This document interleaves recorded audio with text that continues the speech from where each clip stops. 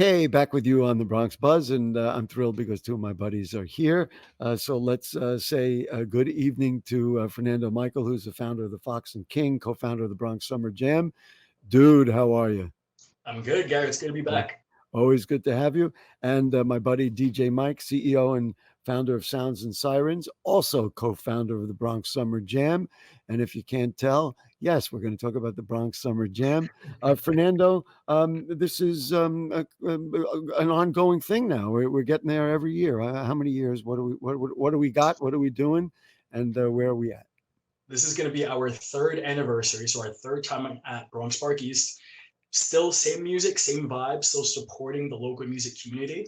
We're just upgrading. We're doing it better. We're doing it bigger this year. We have a lot of surprises in store. Uh, can you tell us what a surprise might be, Come or on, the type Gary. Come the on, type of Gary. You're going to surprise? find out. You're going to find Okay. out. No Bruce Springsteen flying in. I'm sorry to say, um, You'll see. but really, what? So, what enabled you to make it larger? I guess the popularity of it, right, Well, I Fernando? think working together with DJ and Mike and really trying to figure out how we can scale this project, how can we make this bigger and better for the community.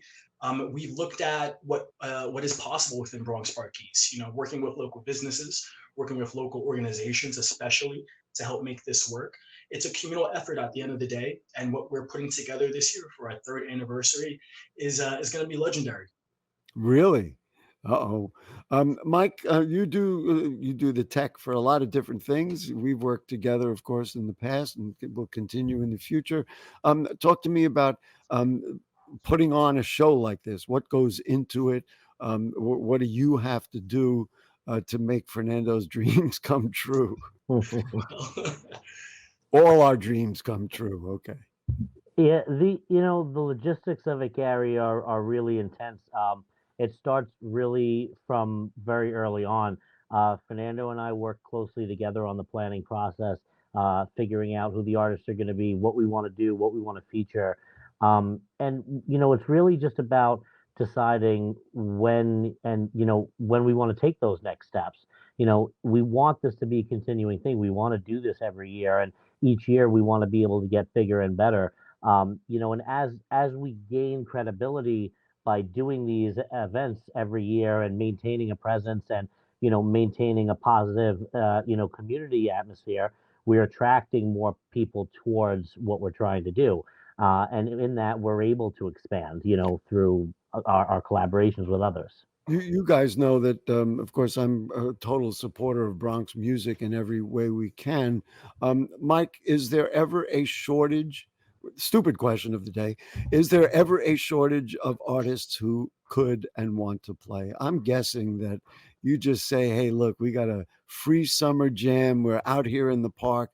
And everybody says, oh, yeah, I'll do that I would never say that there's a shortage of artists gig. or a Not music in shortage the of, Bronx.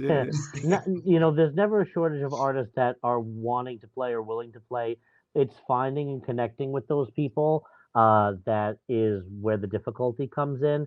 And that's what building community and fostering those connections is about. We want to reach other artists. There are amazing underground local talents out there in Queens and Brooklyn and Manhattan, that come from all corners of the area.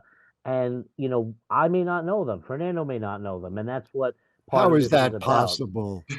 The world is a big place, Gary. The Bronx is a big place. Bronx is a big place. Yeah. Fernando, I heard about this from some people I work with, and I mean, I've been doing this a long time, and I thought I knew everything about the Bronx. Talk to me a little, because Mike brought up the word underground, which I hadn't really thought of much.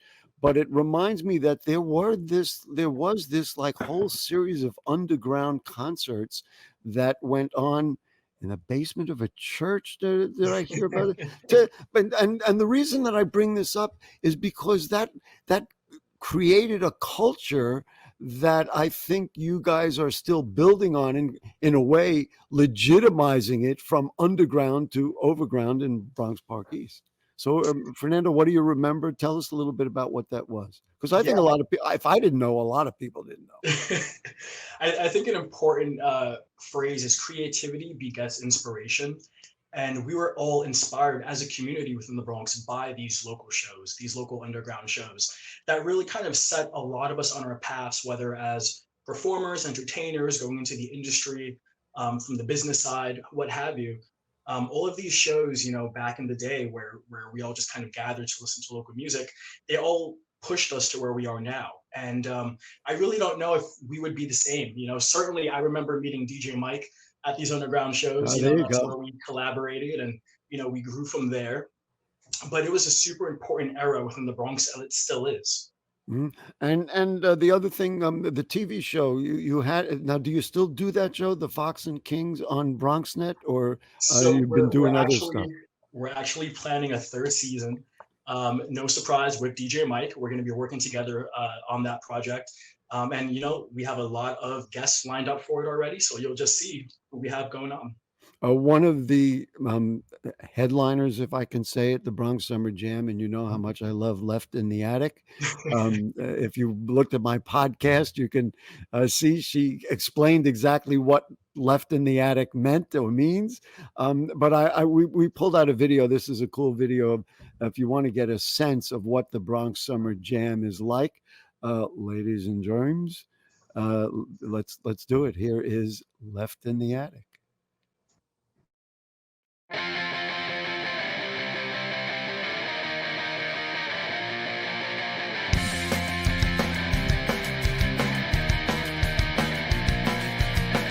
Everything I touch turns to dust. One step forward, two steps backward. Don't you trust me with your stuff? It'll get lost or broken. Sat on a stolen, crushed, split wide open. Pretend I was only joking. I'm destructive, unproductive. In my mind, I'm corrupted. I'm oblivious and a nervous wreck. Don't you expect nothing from me?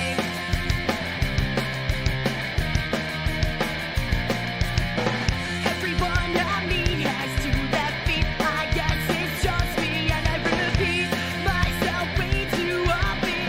One nail short of a coffin. My own. All right, there you go. Come on, a little applause here for Left in the Attic. That's the energy that we're going to get. I'm dying to know the kind of surprise that you're talking about. Is it a band or a couple of bands, or we're going to get balloons this year? I mean, Definitely going to be some balloons. there will be balloons. All There'll right. be balloons, but we Um, have surprises with the artists that are playing and the other potential amenities. how many bands? Uh, there's a total of 12 artists, 12 artists. You call 12 them performing artists. artists, Performing artists. and that's a collection of DJs, hip hop artists, and bands. And bands. So let's review the location for people. You just get out to Bronx Park East, right? So if you're going out to Bronx Park East for Bronx Summer Jam, you want to head over to Pelham Parkway.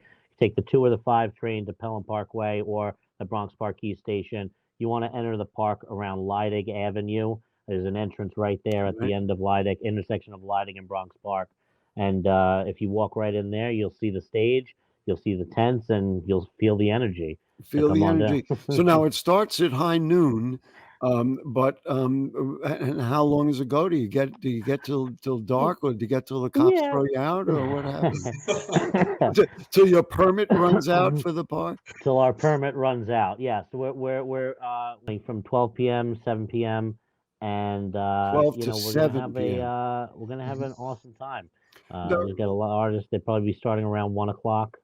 The actual artists will go on, so we give people time to get there. but they Get situated, hang out. bring a blanket, bring a chair, little a lounge chair, whatever your comfort level is. In terms of the artists themselves, Fernando, uh, how long do you give them? You give them 20 minutes, give them a half hour, give them an hour. Do you know, and the scheduling of it. Like, where is Left in the Attic going to play? I want to know because that's when I want to be there. So one thing I love, whenever I do shows in my 10 plus years, I never post the set times because I love when people just show up and rock out for the entire day. But Right. definitely you'll have your chance to see Left in the Attic for sure. And we do want to give every act on our festival ample time to really showcase their artistry, to perform, to connect with the crowd. It's a solid 30 minutes. You do your thing, you get on stage, you rock out, and it's going to be a great time. Yeah, I forget which one of you it was that said it. Yeah. That